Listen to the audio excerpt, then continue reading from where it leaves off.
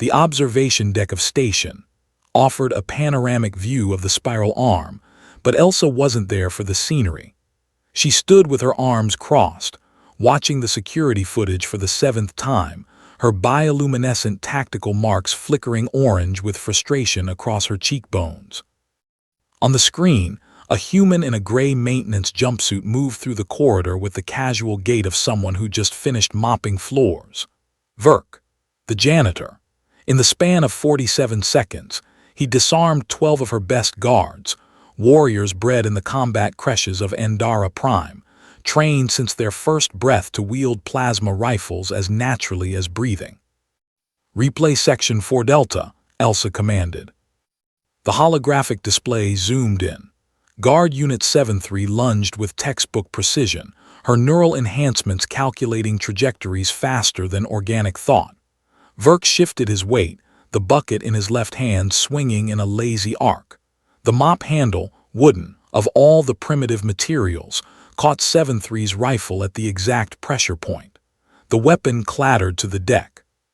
Before the guard could compensate, Verk had stepped inside her reach, used her own momentum to spin her into Unit 7-4, and both elite warriors collapsed in a tangle of limbs. Elsa's marks flared brighter. Impossible. The Galactic Guard didn't fail.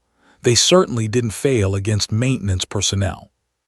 "Commander Elsa," the voice of her second, Lieutenant Crace, crackled through her neural implant. "The human has been secured in Detention Block 3. He's requesting to speak with you." "Has he been scanned for enhancements, neural mods, combat augmentation?" "Completely baseline human, Commander. Not a single implant.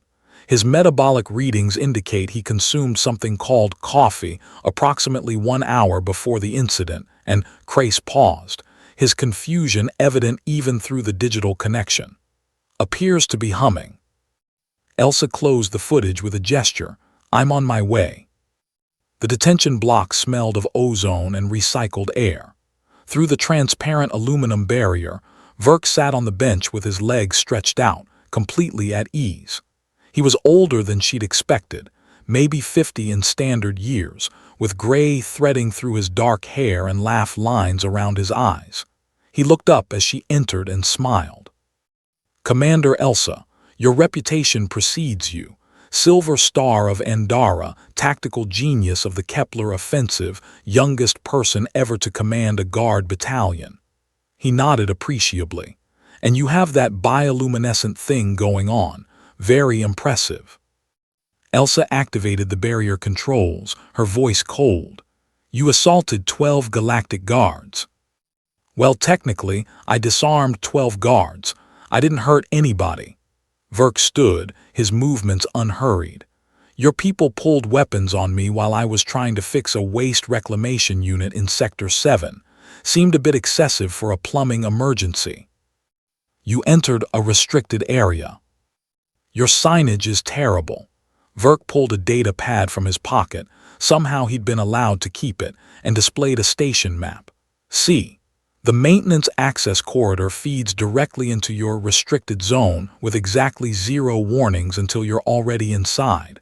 I filed a report about it 3 weeks ago. Did anyone read those?" Elsa's marks flickered. She pulled up the maintenance logs on her own display. He was right. The report existed, flagged as low priority, buried under thousands of other administrative notices. "That doesn't explain how you defeated trained warriors." Verk sat back down, gesturing for her to take the opposite bench. After a moment's hesitation, Elsa did. The barrier hummed between them. "You know what your guards are trained for?" Verk asked, his tone conversational. "Warfare, large-scale combat, ship-to-ship boarding actions, threat elimination, everything precise, everything by the numbers. They're incredible at what they do." "And yet you—" "I grew up on Earth, New Detroit specifically. You know what you need to survive New Detroit?" He didn't wait for an answer. "Adaptability. My dad ran a repair shop in the lower districts. By the time I was 8, I could strip a plasma regulator blindfolded while dodging creditors. By 12, I'd talked my way out of 3 gang recruitments, fixed a broken transit hub single-handedly, and learned that the best way to stop a fight is to make it inconvenient. Elsa leaned forward. "You're saying our training is inadequate." "I'm saying your training is specialized. Your guards expect enemies. They expect combat protocols and tactical formations. They don't expect a janitor with a mop." Verk's expression grew more serious. "When 7-3 came at me, she was calculating kill shots and disablement vectors. I was thinking about leverage and balance. She was running Combat Algorithm 12 Alpha. I was remembering how my uncle taught me to redirect a charging drunk without hurting him." "Humans fought wars too," Elsa countered. "You had soldiers." "Sure, and if you'd sent soldiers after me, maybe things would have gone different. But your guards, they've been in creches since birth. Everything controlled, everything optimized. They're brilliant, don't get me wrong, but they've never had to improvise a repair with incompatible parts, or negotiate with a Zarathian merchant who's trying to cheat you, or fix a critical system with nothing but duct tape and optimism." He smiled. "Humanity's superpower isn't strength or speed. It's making things work that have no business working." Elsa studied him. The security footage replayed in her mind, but now she saw it differently. Every move Verk made used existing momentum, environmental objects, the guards' own expectations against them. He hadn't fought them. He'd redirected them. "You could have been killed," she said quietly. "Yeah," Verk's smile faded. "Your people were scared, I get it. Unknown contact in a restricted zone, but that's my point, Commander. They went straight to weapons because that's what they were trained for. Nobody asked questions. Nobody tried de-escalation." He met her eyes. "I've been working on this station for 2 years. I've fixed your life support, your waste systems, your water recyclers. I've done my job, filed my reports, and tried to keep 3,000 beings alive in the vacuum of space. And the first time I walk through the wrong door, I get 12 rifles pointed at me." The words stung because they were true. Elsa's marks dimmed to a soft blue, contemplation, uncertainty. The Galactic Guard was the finest military force in known space, but Verk had exposed a flaw she'd never considered. They were so optimized for war that they'd forgotten everything else. "What would you suggest?" she asked. Verk looked surprised. "You're asking me?" "You defeated my guards. Clearly, you have insights we lack." He thought for a moment, fingers drumming on his knee. "Cross-training. Get your people out of the combat sims and into the real station. Have them work maintenance shifts, interact with civilians, solve problems that don't have tactical solutions. Teach them that not everything unknown is a threat." He paused. "And maybe read your maintenance reports. We're trying to help." Elsa stood, deactivating the detention barrier. "You're free to go," with an official apology from the Galactic Guard. Verk rose, genuinely surprised now. "Just like that." "Just like that. And Verk," she extended her hand in the human custom, "report to the training deck tomorrow at 600 hours. He shook her hand, confused. "Why?"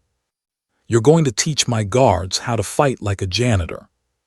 For the first time, Verk laughed, a warm, genuine sound that echoed through the detention block.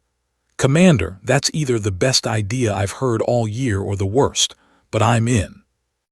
As he left, Elsa pulled up the station's maintenance reports and began reading. 743 unread messages, each one a small problem that someone like Verk had identified and tried to fix. Small problems that could become critical failures. She'd spent her entire life learning war. Maybe it was time to learn a different kind of survival. The next morning, 12 elite guards stood in the training deck, watching skeptically as a human janitor demonstrated the proper technique for using environmental objects as force multipliers. By the end of the week, they were running drills with mops, buckets, and maintenance tools. By the end of the month, Station had the most unconventional and effective security force in the sector. And Elsa's maintenance reports were finally, blessedly, up to date. End.